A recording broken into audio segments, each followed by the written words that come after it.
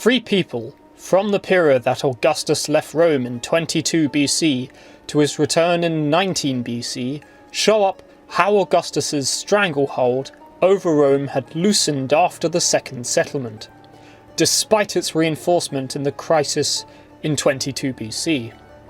Egnatius Rufus, Sentius Saturninus, and Cornelius Balbus represent the most determined opposition Augustus had from the Republic before his final solidification of his power over the Roman Empire in 19 BC with the third constitutional settlement.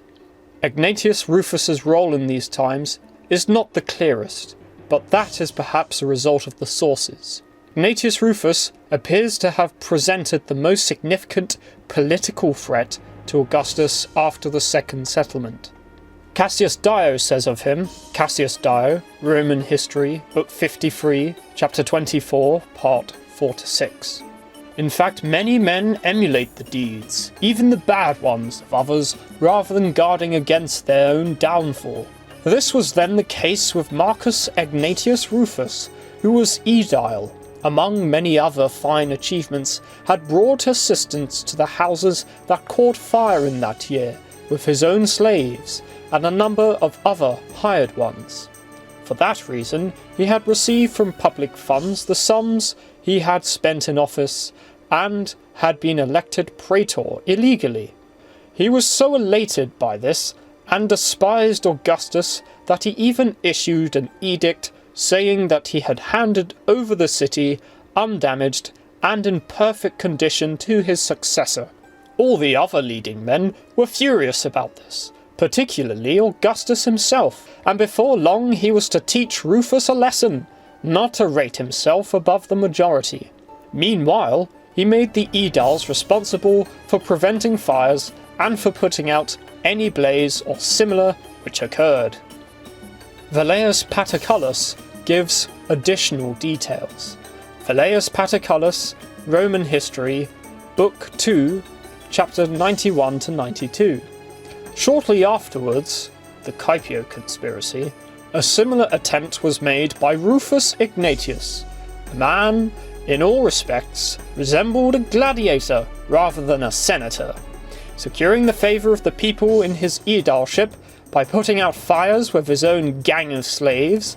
He increased it daily to such an extent that the people gave him the Praetorship immediately after the Aedileship. It was not long before he dared to become a candidate for the consulship, but he was overwhelmed by the general knowledge of his shameless deeds and crimes, and the state of his property came to be as desperate as his mind. Therefore, collecting about him men of his own kind, he resolved to assassinate Caesar, in order that he might die after getting rid of him, whose existence was not compatible with his own. Such men are so constituted that each would prefer to fall in a general cataclysm than to perish alone, and though suffering the same fate in the end, to be less conspicuous in dying. He, however, was not more successful than the rest in concealing his designs, and, after being thrust into prison with his fellow conspirators, died the death his life richly deserved. The remarkable conduct of an excellent man, Gaius Sentius Saturninus, who was consul about this time, must not be cheated of its due record. Caesar was absent from the city, engaged in regulating the affairs of Asia and of the Orient, and in bringing to the countries of the world by his personal presence the blessings of Augustan peace. On this occasion, Sentius, chancing thus to be sole consul with Caesar absent, adopting the rigorous regime of the older consuls, pursued a general policy of old-fashioned severity and great firmness, bringing to light the fraudulent tricks of the tax collectors, punishing their avarice, and getting the public monies into the treasury.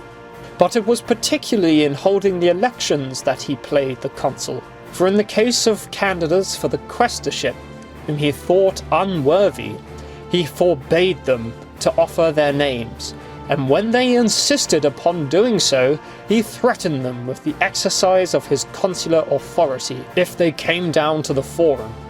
Egnatius, who was now at the height of popular favour, and was expecting to have his consulship follow his praetorship, as his praetorship had followed his aedileship, he forbade to become a candidate, and failing in this, he swore that, even if Egnatius were elected consul by the votes of the people, he would refuse to report his election.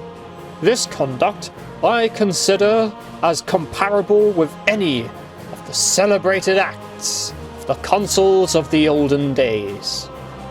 Egnatius Rufus had stood in 22 BC for the aedileship of 21 to 20, then immediately stood and served as Praetor for 21 to 20 BC.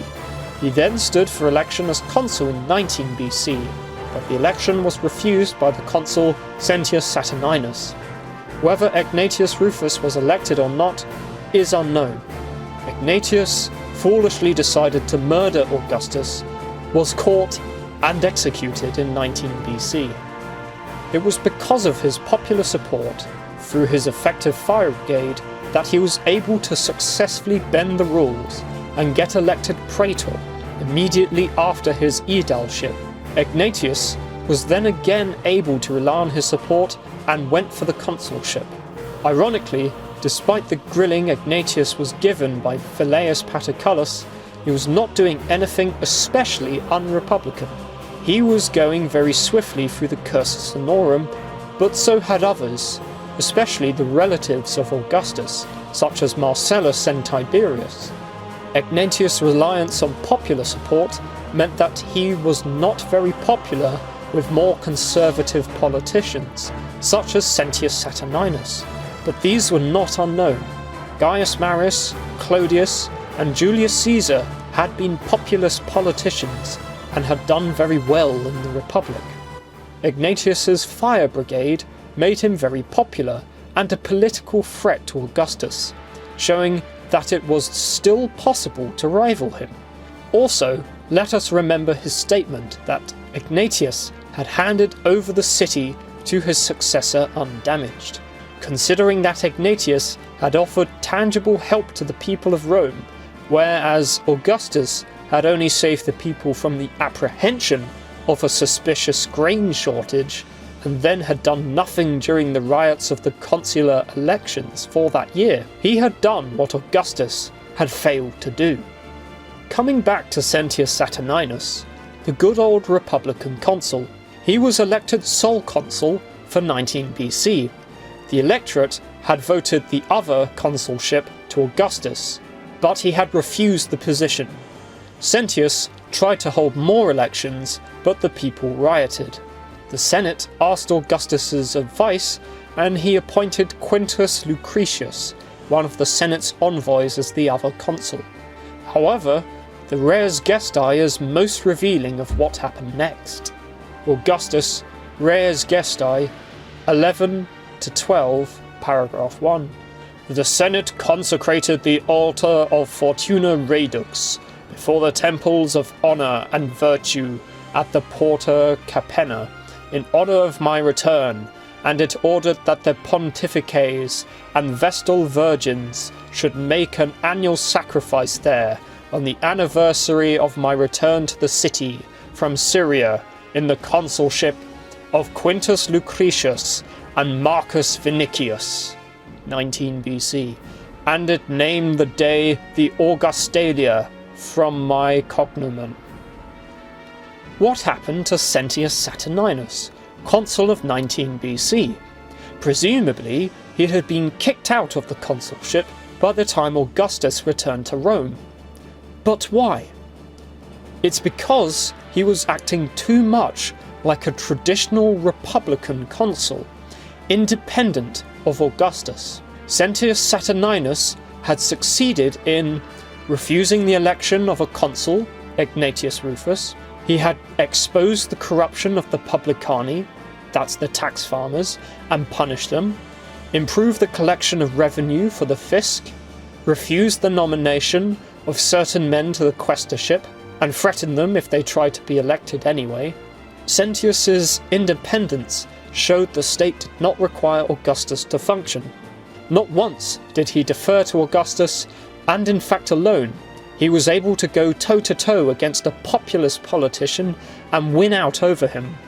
If Sentius Saturninus could deny consuls, as well as quaestors, to be elected to those positions, he might very well deny Augustus that same privilege. Considering that Augustus had committed no end of illegal electoral acts to enter into his former offices, this, with enough courage, might very well have been the case. Sentius Saturninus was just as much a political threat to Augustus as Egnatius Rufus was, except he hailed from the stock of the traditional republicans such as Cicero and Lentulus Spinther, rather than the populists like Cinna and Gaius Marius. Another interesting factor that shows that Augustus's hold on power in Rome was loosening in 22 to 19 BC was the return of triumphs. In 21 BC, Sempronius and Lucius Aratinus, proconsuls of Africa, held a triumph. Then, in 19 BC, Cornelius Balbus, proconsul of Africa, held a triumph for his sub-Saharan expedition. He even erected a theatre in Rome, as was the triumphator's right. The brief return of military glory in the absence of Augustus would not have happened had Augustus had a firm control of the Senate and Rome. However, after 19 BC, Balbus was the last triumphator, as his was the last name on the Fasti Triumphales.